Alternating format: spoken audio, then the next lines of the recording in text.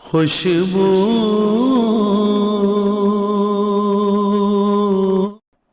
الحمد للہ رب العالمین والصلاة والسلام علی سید الانبیاء والمرسلین اما بعد فاعوذ باللہ من الشیطان الرجیم بسم اللہ الرحمن الرحیم۔ امیر اہل سنت، امیر دعوت اسلامی حضرت علامہ مولانا محمد الیاس ستار قادری رضوی دامت برکاتہم العالیہ، آپ نے ایک بہت ہی پیاری کتاب لکھی ہے، عاشقان رسول کی حکایات، مکے مدینے کی زیارتیں،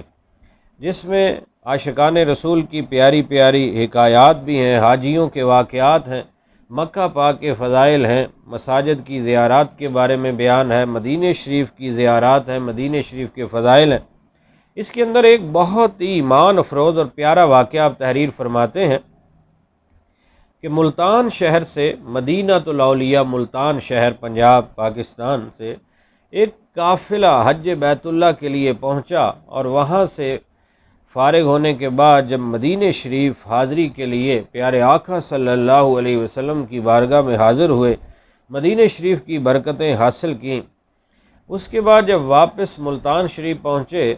تو اس قافلے کے اندر ایک ایسا بھی عاشق رسول تھا جو بالکل سادہ سا درویش سا آدمی اور عشق رسول میں مگن، اس کو ایک دیوانہ سمجھ کر سارے چھیڑتے مذاق کرتے۔ تو ایک حاجی صاحب کو مذاق سوجا، تو اس نے اس عاشق رسول کو ایک پرچی دکھائی، چٹھی دکھائی، اور کہنے لگا، خود ہی اس نے لکھا تھا کہ جا تیری بخشش ہو گئی ہے، مغفرت ہو گئی ہے۔ کہنے لگا کہ تو بھی بڑا عاشق رسول بنا ہوا ہے، کیا تجھے بھی کوئی سند ملی ہے، کوئی چٹھی ملی ہے؟ دیکھ، مجھے تو آقا علیہ الصلوۃ والسلام نے لکھ کر دے دیا ہے، مجھے یہ چٹھی ملی ہے۔ تو دیوانہ بڑا بے قرار ہو گیا، سادہ آدمی تھا، درویش تھا،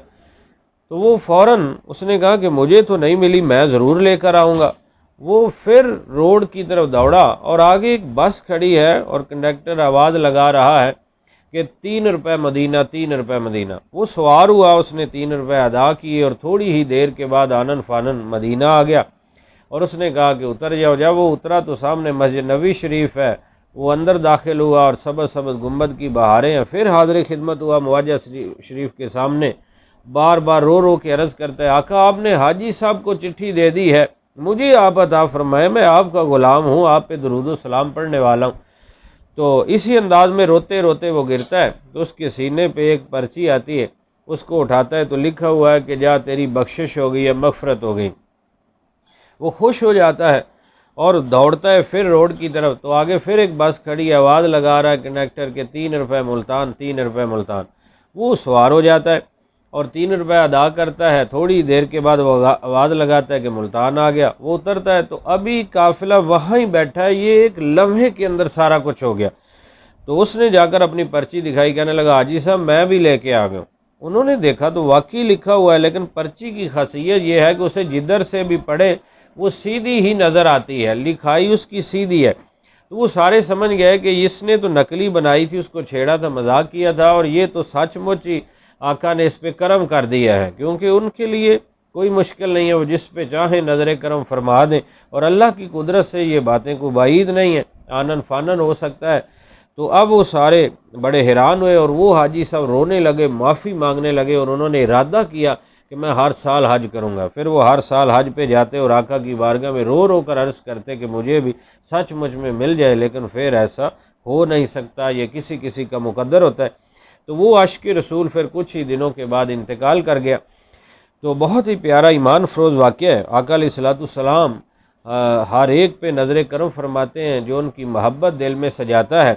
اور یہ تو عاشق رسول تھا۔ وہاں تو بخاری شریف میں ہے کہ کھجور کا تنا جس سے ٹیک لگا کے خطبہ ارشاد فرماتے ہیں، جب ممبر بن جاتا ہے تو وہ رو رہا ہے، اور آقا علیہ الصلوۃ والسلام اس سے پیار فرماتے ہیں، اور صحابہ اس کی رونے کی آواز کو سنتے ہیں، اور کہیں فرماتے ہیں کہ احد پہاڑ ہم سے محبت کرتا ہے، ہم احد سے محبت کرتے ہیں، آقا دے چوفیرے نے غلاماں دیاں ٹولیاں، ایک پہ سندا لکھاں دیاں بولیاں۔ اب کسی کے ذہن میں یہ وسوسہ بھی آ سکتا ہے، جی آنن فانن وہ کیسے ہو سکتا ہے؟ بھئی یہ اللہ کی قدرت ہے، وَإِنَّ اللَّهَ عَلَىٰ كُلِّ شَيْءٍ قدیر ہے، وہ جس کو جیسے چاہے نواز دے اور جو چاہے عطا کر دے۔ قرآن مجید میں واقعہ موجود ہے کہ حضرت سلیمان علیہ السلام کے قدموں میں بیٹھ کر وہ کتاب پڑھنے والا بندہ جس نے کہا تھا قال الذی عندہ علم من الکتاب، پھر اس نے کہا جس کے پاس کتاب کا علم تھا، آتی کبھی ہی اس کو میں لاتا ہوں قبل ان یرتد الیک طرفک، آنکھ جھپکنے سے پہلے۔ وہ سلیمان کا امتی ہے، کتاب پڑھتا ہے ان کی بارگاہ میں بیٹھ کر، اسے اللہ نے ایسا نواز دیا ہے کہ وہ 1500 میل کے فاصلے سے اتنا بڑا تخت جو 80 گز لمبا 40 گز چوڑا، ہیرے جواہرات سے مرصع 7 کوٹھڑیوں میں بند،